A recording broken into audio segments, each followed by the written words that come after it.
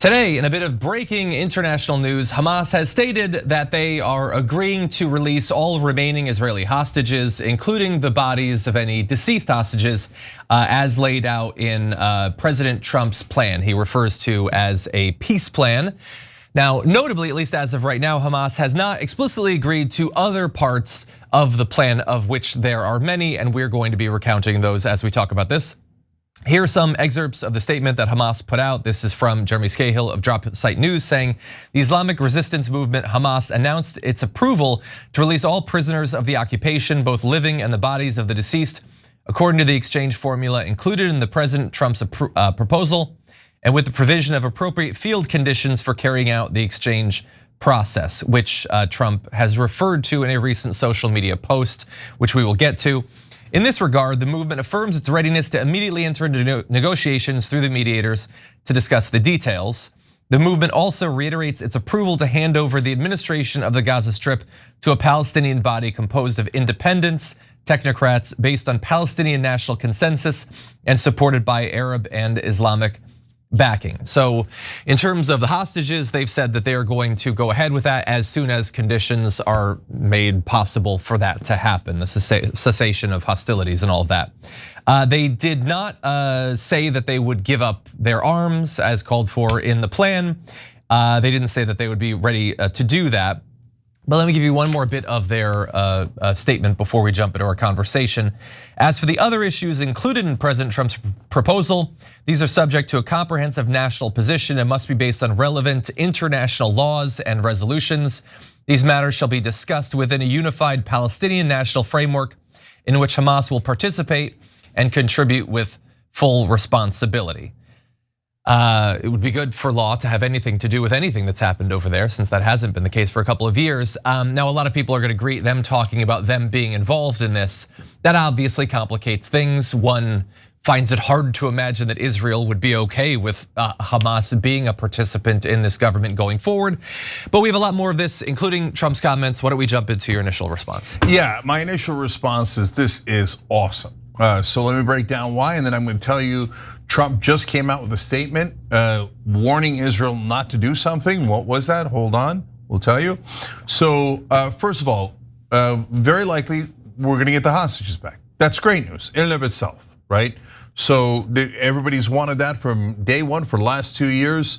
So if you were in that camp, which I hope that all of you were in, terrific news. Number two, Hamas is largely agreeing there in that second statement that John read to you that no, we're not going to be part of the governing body. It's going to be approved by other Arab countries, Palestinians, etc. But we're not going to be running Gaza anymore. I'm thrilled about that. I would hope that almost everybody's thrilled about that. So those are two super good parts of this. Now, the third part is, well, then the genocide should end. We should have a peace deal, right? Now, that's the thing that you should be even more excited about. And if you say, wait a minute, I'm more excited about the 20 hostages. I'm more excited that another 66,000 people won't die, but I'm thrilled about both, okay? Now, if I believe that last part. Now, I don't believe that last part. I think Israel will either try to scuttle the deal ahead of time. I'll tell you why in a second, why I already see hints of that happening today as soon as this was announced. And if they can't scuttle it before, they'll wait to get their hostages back and then immediately violate it and go back to bombing Gaza and trying to take it. That's my guess. It's a very educated guess. We'll talk about that in a second as well. So why be excited about that? Well, I mean, look, of course I want them to stop bombing and get out of Gaza, and that would be the greatest thing of all.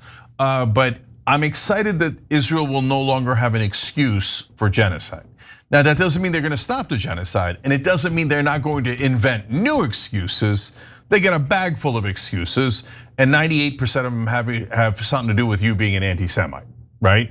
No, I had to murder more Palestinians. I didn't have a choice because the whole world's anti-Semites. Every American's an anti-Semite. Every Palestinian's an anti-Semite. They had to be killed, and I had to take Gaza. So I don't think that's over at all. And so, and now Trump, though, is trying to make this real. So again, you could say I don't trust Trump or I don't believe Trump, but Trump's not gonna say this and wanna get embarrassed. So let me tell you this, and then we'll start to talk through, okay, yeah, but what's really going to happen, right? So Trump just wrote on Truth Social, based on the statement just issued by Hamas, I believe they are ready for a lasting peace. Israel must immediately stop the bombing of Gaza so that we can get the hostages out safely and quickly. Right now, it's far too dangerous to do that. We're already in discussions on details to be worked out. This is not about Gaza alone. This is about long-sought peace in the Middle East. So here he is now. This is the second time that Trump has said Israel must stop bombing immediately. He said it in regards to the Iran war after they got to a point where he thought it's enough, it's over. He told Israel to bring their jets back, and they did.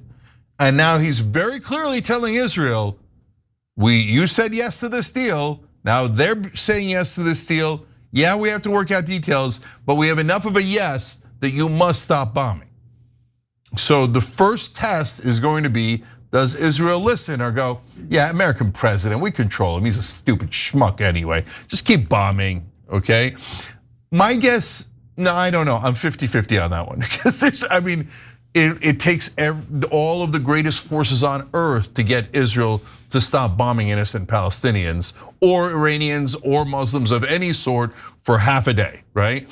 So if the whole world now, including America, is united and you must stop bombing, then we have a 50-50 chance that they pause bombing for some time, right? So, but I'll start off the discussion of what I think is gonna happen next by saying, look, guys, I think they're gonna get to some sort of deal with the Hamas, the Arabs, and America. Israel's gonna throw 200 monkey wrenches between now and whenever that deal is done in 2 days, 2 weeks, whenever it is. I don't think they'll be able to stop it. That's my best guess, but they, don't underestimate them. But the minute Israel gets its hostages back, they're gonna go back to bombing and they're gonna have a new excuse. Oh, there was a fire in the Reichstag, or there was something else and there was okay, and then my feelings were hurt, etc. right?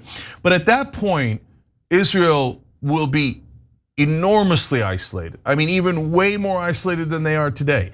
And so if Trump then goes back to going, I am a loyal follower of Israel, I don't care about the peace deal that I constructed and I want the Nobel Peace Prize for, I don't care about it, burn it down. Well, then Trump's on a disaster course. Trump won't be able to recover from that. I know that a lot of people will find that to be an outrageous statement.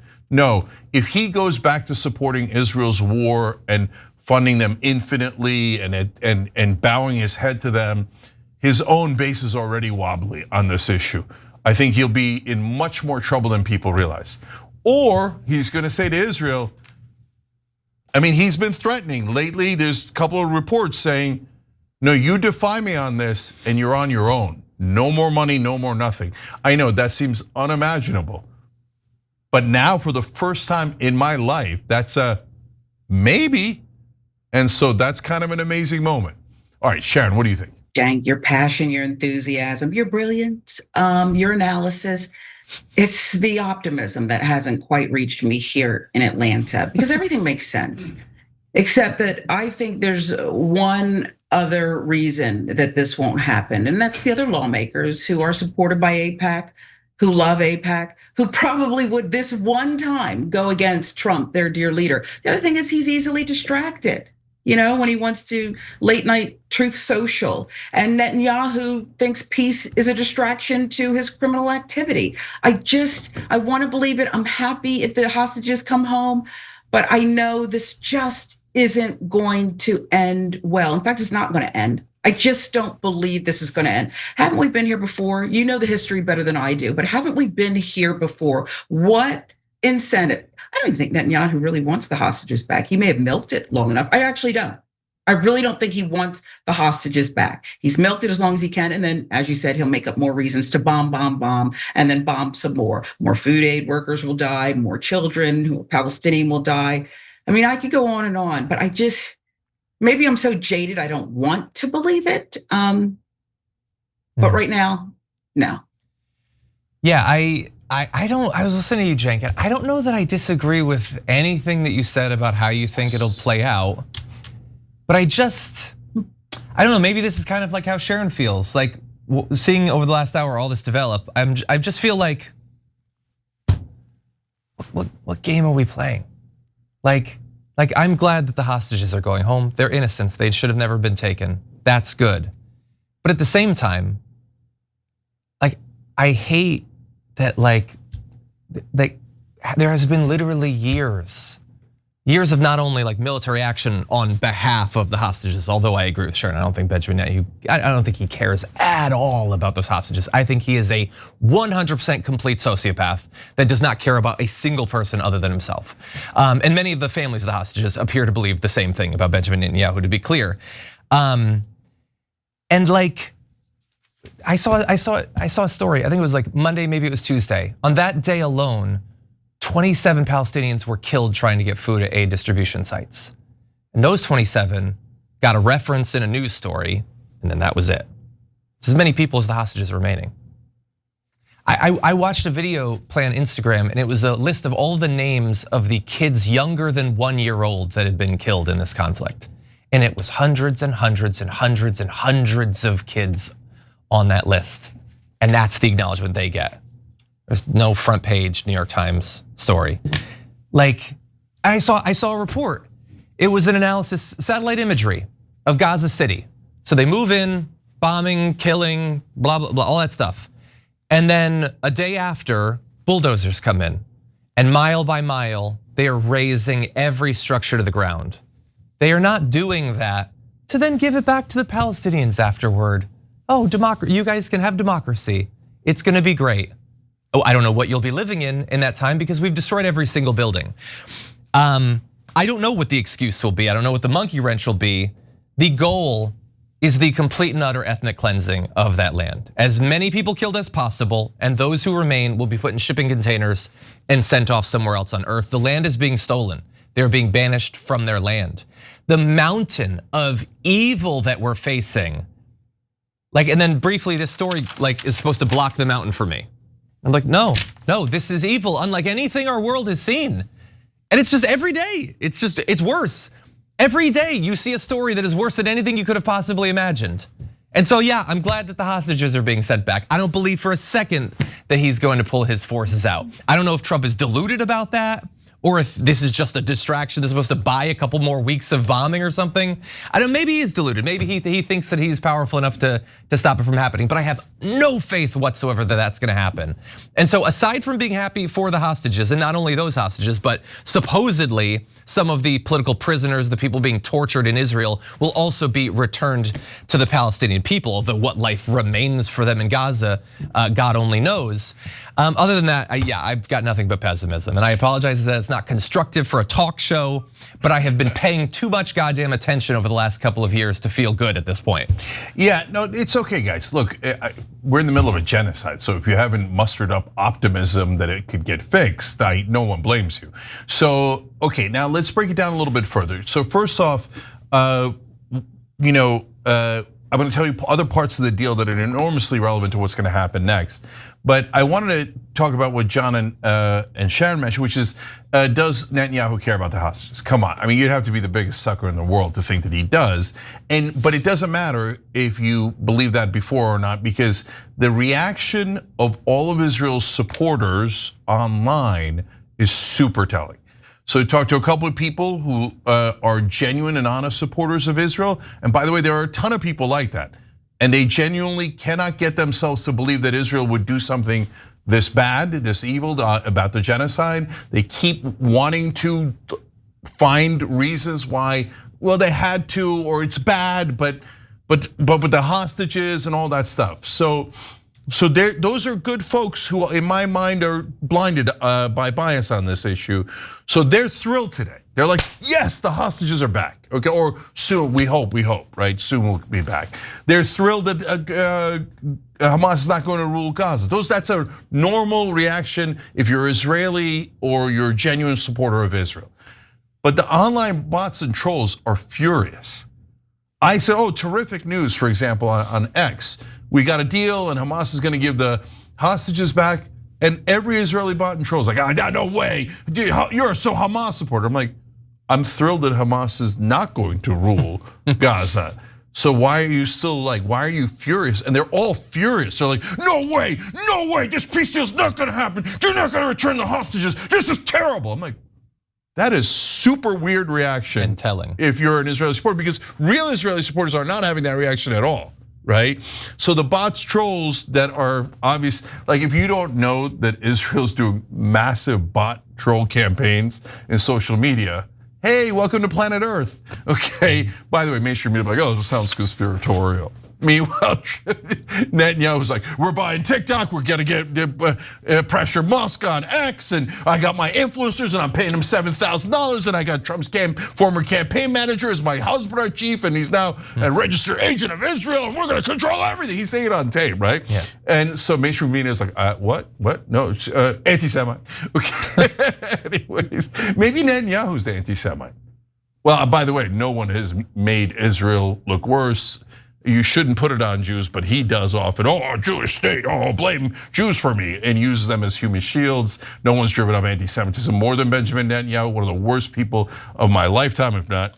Anyway, I don't want to get into a competition who's the most evil person. He's certainly in the running, that's for sure. Okay, so what's in the peace deal? Well, among the things, other than the things we discussed, there's also Israel cannot annex Gaza, and the Palestinians cannot be kicked out of Gaza. They can leave but come back, and Israel must allow them to come back, okay? So now, is Israel really gonna do that? That's why I'm saying, and that's why John and Sharon, don't get me wrong, I don't disagree with their pessimism on whether Israel is going to follow through on this deal. That's a near 0% chance. And by the way, if you're a good person who loves Israel and just can't get themselves to believe that this country that they love and feel strongly about has done terrible things, and you thought it was always to get the hostages back and for self-defense, and you were sure about it, and you were sure that we were wrong and bad guys and whatever. Let's see what happens next. Because no. Today, if you're an honest person and you've been thinking that Israel's doing the right thing all along, and you're not a bot or a troll or an evil person, you just really, really believe it. If Israel gets the hostages back and then violates the deal and keeps bombing the Palestinians, if you have 1% honesty left in your body, you will then realize, oh, it was never about self-defense. And no, Netanyahu never wanted the hostages back. He wanted an excuse to create greater Israel and to take that land. And that is the point of killing so many people in Palestine, starving them so that they're gonna wanna leave, otherwise they and their children are going to die. That was the whole point of leveling the entire place and destroying almost every building in Gaza. And so I don't know if they can muster up the sight, the objectivity and the fairness after Israel violates this deal to go, you guys were right, I can't believe it, but this country that I love has gone on a super dark path, etc. I don't know if that is possible. By the way, for me, it's super easy. If Israel doesn't violate any of the peace deal and they go, hey, you know what? Great, I love it. We got our hostages back. Terrific. We're getting out of Gaza. No more bombings, no more annexation, no more occupation. Yeah, they're not gonna immediately do a two-state solution, but hey, we're on a pathway. It'll take forever, but at least we're not annexing Gaza, and the war is over and the genocide is over. Oh, I'll give them credit. I'll say, well, I was wrong. I thought there was no chance, but I was wrong. I'm willing to say that because to me, that's easy. I do news. I care about what's real, what's true, what the facts are. I'd be curious to see if they acknowledge that, okay? So now, finally, guys, this collision course is super important because if I'm right, and Trump actually kind of does mean it, and he does want to get credit, and he does want to win a Nobel Peace Prize, and he really wants Israel to stop bombing, which I think that there's at least a 50% chance he means it, based on inside reporting as well. He's going to be on a collision course with Netanyahu's hubris, because I think he's a runaway freight train. I mean, bombing Doha, Qatar's capital, if you don't know foreign policy and diplomacy, that's not your job, right? But that is full-blown mental. That was so beyond anything else they've done. And if you're thinking, why? I mean, the killing of the civilians is way worse. Yeah, but not in international relations. In international relations, bombing an ally of the United States where the US has a base and trying to murder the peace negotiators that they were hosting, That makes every country in the world despise you because think you will not follow any laws. Any laws. That means no one is safe from Israel, and Israel will murder anyone anytime they want. That bombing Qatar was crossed a Rubicon in a way that an average person might not see if they don't know about foreign relations and how countries deal with one another. So that to me says, and that's, by the way, another reason why there's now been huge pressure for Israel to take a deal like this and stop bombing. But to me, it also shows, no, Netanyahu is unstable. He's never going to stop. He is an actual literal genocidal maniac. And so he will go back to bombing. And then what's Trump gonna do? Is he gonna assert American independence for the first time in our lives from Israel? Or is he gonna go back to bowing his head? And that will tell you everything, not just about Israel and Gaza, but also about what's gonna happen in America and in American politics. All right, last couple of words, thoughts here. Sharon, what do you think? When you talk about Netanyahu as being a runaway freight train, I think you said unhinged. To me, like, isn't that everything though? Okay, Hamas, thank goodness, is not gonna be part of any kind of government there. But as long as Netanyahu is, I mean, I read a Jerusalem Post poll. Of course, the majority of the Israeli people don't trust him because he's not trustworthy. And unless there can be something where he kind of exits and he's never going to exit, doesn't that kind of tell us how this is going to go? And if Trump, 50% chance that he'll, maybe for a moment, perhaps get tough and mean. But again, he just gets distracted. He won't go the distance. There's too much at stake.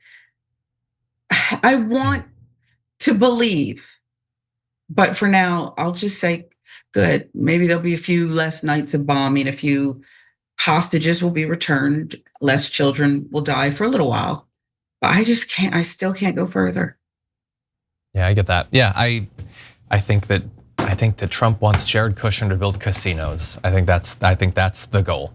Maybe he thinks that peace is a way to get to that, but what I do not think any one of these people we're talking about care about the Palestinian people have any self-determination. I just don't. And this story is just so frustrating. Like the bounds of the conversation, what we're allowed to expect or to ask for, just seems so ridiculous, and it always has been with how biased the media is in this topic.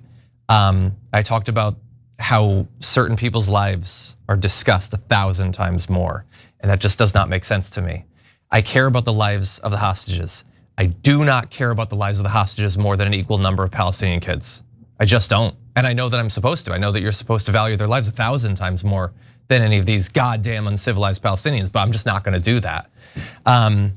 Yeah, and the fact that we are stuck in this pathetic position of like, maybe they ethnically cleanse every inch, or maybe they back out and the Palestinian people temporarily get to live in an absolute Mad Maxian wasteland before Tony Blair and international developers set up a resort there. Why is that? We were just talking about all the endless war crimes Israel's committed. Why do they not have to rebuild Gaza for the Gazans? Why is that not a thing? Like coming out of World War I, reparations were paid. Obviously, there were some negative historical ramifications that later on. Why is nobody expecting that Israel is going to have to in any way pay for the intentional murder of tens of thousands of civilians, bombing every country in the region, an obvious war crime? Why is there no consequences for that? Why do they not have to invest a couple $1 trillion into rebuilding the homes that they needlessly destroyed, intentionally in pursuit of ethnic cleansing? But nobody's even discussing. I understand that just who's gonna actually push for that. Obviously the United States isn't going to, but would that not be something like justice? But no, kill as many people as you want, commit as many war crimes as you want. And the only consequence, and I know that we're looking desperately for any consequence, is like a drop in public perception. And that's it. That's it. There's just no law. There's no consequences internationally. And so again, I don't want to down. It's some good news or whatever, but just it's a depressing day for me. Yeah. So I don't want people to get the wrong impression. Last thing is, look, it's not that I think, Trump has now developed an affinity for Palestinians or to treat people equally and value the sanctity of life. No, he's bombing random Venezuelan fishermen right now, trying to start a war with Venezuela. No. So why do I think Trump has a 50% chance of actually following through on this? and insisting that Israel follow through, and if not, maybe even losing our support for 3 reasons all related to him. John, you're not wrong. Yeah, he wants to build casinos there. The way to build casinos is not through Israel, because no one will accept that. He already tried. They already went and were like, okay, Qatar, Saudi Arabia, you guys good with us killing all the Palestinians, moving them out, building Trump casinos? And they're like, no, we're not good with that at all. You'll have massive problems if that happens. He's like, what if I build them with you? They're like, oh, okay, maybe. Right? And he's like, okay, good, sounds good. All right, so then we'll get the Qataris in, the Saudis in, and then I'll build my casinos. Number 2, he badly wants a Nobel Peace Prize. And if you can get peace in the Middle East, you get 2 states, you will win the Nobel Peace Prize. Okay, an actual 2-state solution that actually gets implemented. Now that's very down the road and unlikely, but still, he's looking for that Nobel Peace Prize for himself. And the third reason is because his base is turning on him. The younger right wing are now beginning to loathe Israel. And every time Trump bows to them, they get angrier and angrier. So for his own self-interest, and that's why the Marjorie Taylor Greens and the Tucker Carlson's flipping makes a big difference, because it gives Trump another incentive to defy Israel. And if you're an American politician, you need overwhelming incentive to defy a command of Israel, because obviously Israel in this country controls almost all of our politicians and almost all of our media. And if you don't believe that, you're a giant sucker, or you're purposely lying on behalf of Israel. Oh, no, that's a trope. When they give hundreds of millions of dollars, billions of dollars to 90% of Congress, that's not to influence them in favor of Israel at all. No, that's just general, because the Israelis love America so much, they just wanted to give to our politicians. You'd have to be the dumbest person in America or a national media reporter to believe that. So Trump needed all of that to even have a chance at defying Israel. And so here we are. We don't know that he's gonna do it, but today is the beginning of potentially a great day. If they follow through, we get the hostages back, and they get out of Gaza. That's in terms of Hamas. That's already a huge win, guys. And then we'll continue the fight for justice and peace.